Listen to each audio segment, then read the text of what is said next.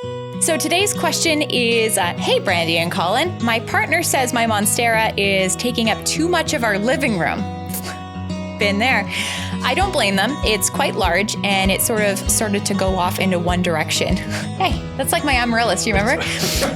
Is there any way I can make it smaller without getting rid of it entirely? Have you ever had a plant that actually started to crowd you out of your own house?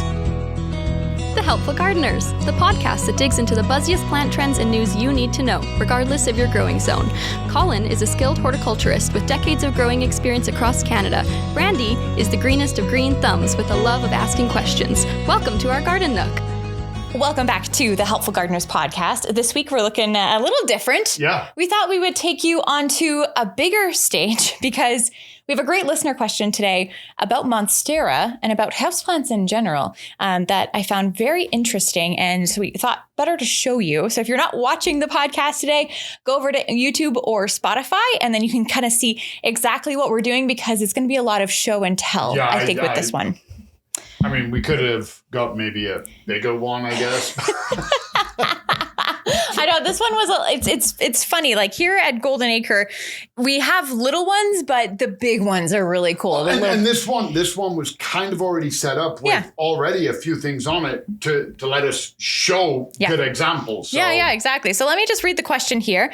Hey, Brandi and Colin, my partner says my Monstera is taking up too much of our living room. Been there. I don't blame them. It's quite large and it sort of started to go off into one direction. Hey, that's like my amaryllis, you remember? Is there any way I can make it smaller without getting rid of it entirely? Have you ever had a plant that actually started to crowd you out of your own house? Okay, so I think the first question we need to ask here is, how attached is Jodi to her partner? Because we don't need that level of negativity in our plant world. Yeah, let's reverse engineer this question a little bit.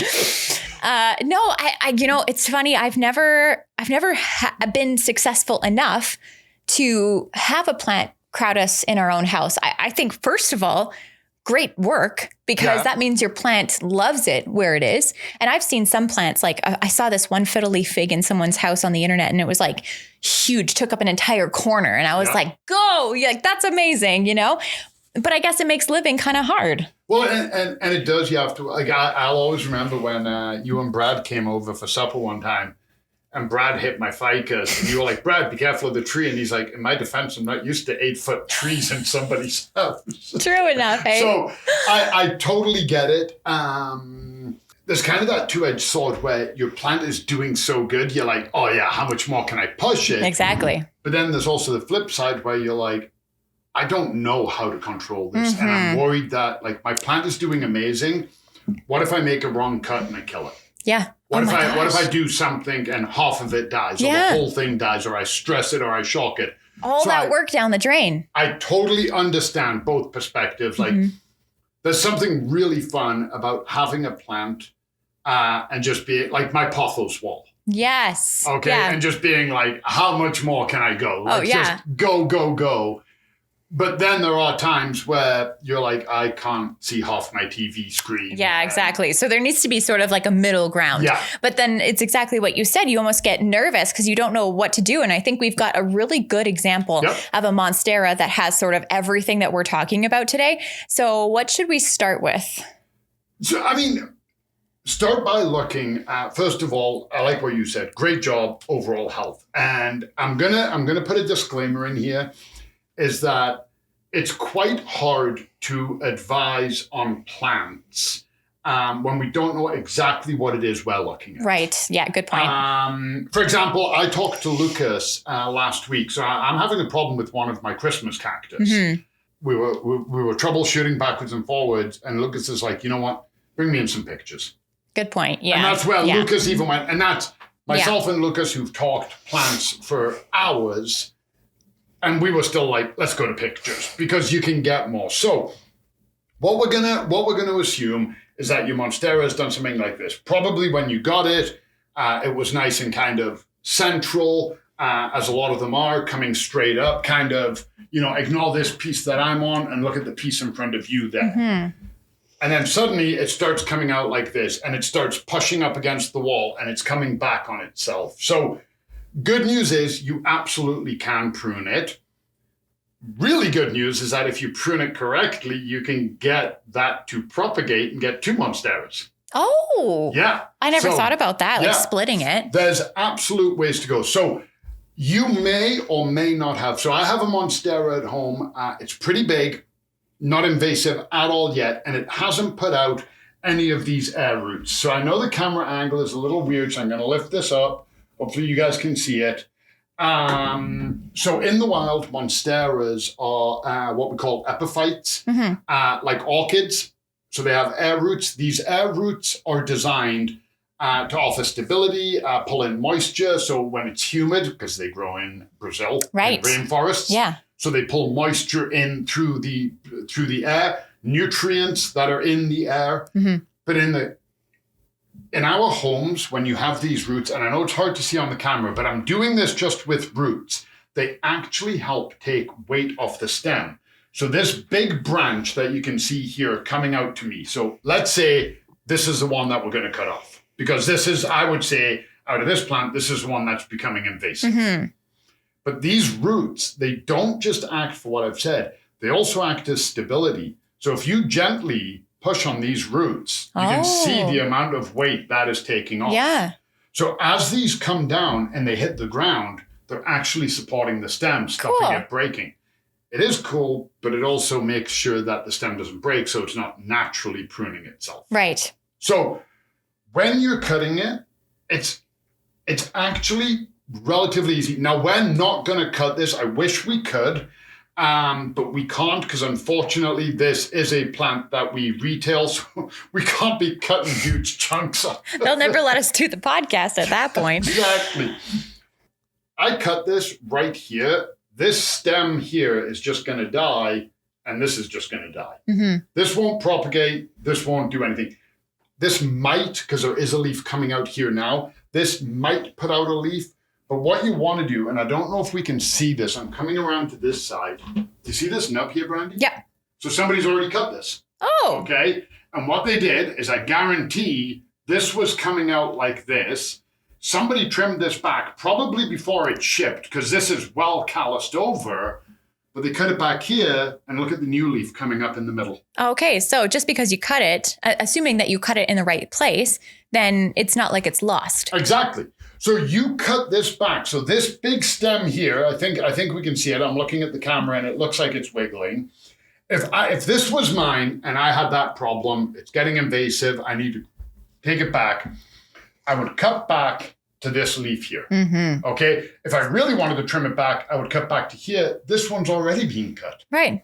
So I would just cut back to here. Then I would take this, roots and all, put it in a large pot, and let it go. Now, a piece of advice that I was given by Renew. Yeah. I never knew this with Monstera, so we always learn.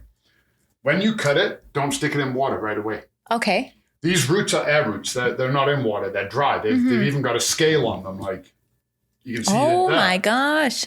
So these don't need water immediately. Cut it, let it callus over, so nothing is going to leach out into the water, then propagate it. Okay. Half a day. But literally cut back to an existing leaf, and that's it. Can we do this to like the majority of the plant? Like if we wanted to prune you know what? Solid question, Brandi. I didn't even think to mention that. Standard rule of thumb with any kind of pruning is you don't want to take more than a third off. Oh. Okay? Because you're going to shock the plant. Any pruning technically shocks the plant. Well, fair enough. Yeah. If you cut off half my hair, I'd be pretty shocked. So that makes sense. So like if one leaf naturally dies and falls, that doesn't shock the plant. That leaf was dying. Sure. The plant dropped it. Yeah. All of these leaves, all of these roots, they're feeding everything on this side as well. So this part is shocked. So if you cut this branch off and then say you're like, no, I really want to tame it, and you cut this branch off. Yeah. The part that's remaining does have a chance of dying back because you've shocked the whole thing. So less is more. Cut it off, say a month, 2 months, 3 months. It's healed. It's growing again. It's looking good. then prune off the next part. Let it get past the shock value. Okay. Because if you there's some plants, you can absolutely get away with it. Mm-hmm. But again, why risk it? We've talked about that before. You're not doing an Instagram video where you're going for shock value and like, this is the right way to prune a monstera, and you put it on the ground and you just want it to live. Yeah. So if you're like, oh, it's these 2 leaves that are in the way, just cut them. Okay. You don't have to propagate it. Yeah, I've seen some people like taking the leaves off and then using them in like a floral arrangement or something. That is so cool. That's so cool. So like, it's not like you have to toss it right into the compost, but. And you don't. I think because we're gardeners and because we're plant nerds and plant enthusiasts, whenever we're cutting, we're always looking at the win-win. Yeah. I can trim my plant back and I can propagate this. Yeah, out. totally. But other people are like, I don't care about propagating. Yeah. I just need to get this under control. Mm-hmm. So if that's the case, if all you're doing is trying to get it under control, you can just cut this leaf off here, the one that's coming out right to the side, and then maybe this one. And then I know this is going to be tough to see, but look how much I've already cleaned that up. Yeah. Okay. These aren't going to propagate, but I'm not going to damage the mother plant. And then, like Brandi said, go ahead, put these in a flower press or under books, put them in a floral arrangement. Yeah. Have some fun with it, but don't expect them to propagate. Okay. Well, I hope that kind of gives you a little bit of clarity, Jodi. It sounds like you have a good problem to have because the plant is very happy. So assumption is that if you prune it, then it's going to have everything that it needs to kind of jump back quickly. Yep. And you have some options. So if you wanted to cut off some of the strands, have it as a display piece, or if you wanted to clean it up, just making sure you stay within the parameters, no more than a third and that kind of thing. And then you should be pretty successful. Yep. So and if you're still nervous, follow up and send us some photos. I love that. Come in, even if you're in, so I'm not sure if you're living in Calgary, but if you are, come into Golden Acre with some photos, and then you can get some specialized advice. So that can be really helpful. Go and check out, wherever you are, your local garden center would love to help you out with something like this. And if you have any specific questions about a plant that you have in your house, maybe it's not a monstera, maybe it's a fiddly fig or a cactus or something like that, you can always head over to goldenacre.ca/podcast. You can give us an email, send us a voice note. You can even reach out to us over on Instagram at the Helpful Gardeners Pod. But thank you so much, Jodi, for your question, and happy houseplant, happy pruning. This podcast is brought to you by Golden Acre Home and Garden. Find seasonal inspiration for your home and garden in Calgary, Alberta year-round. Visit goldenacre.ca. The comments and opinions expressed by the Helpful Gardeners on this show are our own and do not necessarily reflect the views of Golden Acre Home and Garden. For more information on everything we covered today and to leave us a voice note, visit goldenacre.ca/podcast. The Helpful Gardeners are on Instagram at The Helpful Gardeners Pod. Keep on growing, gardeners!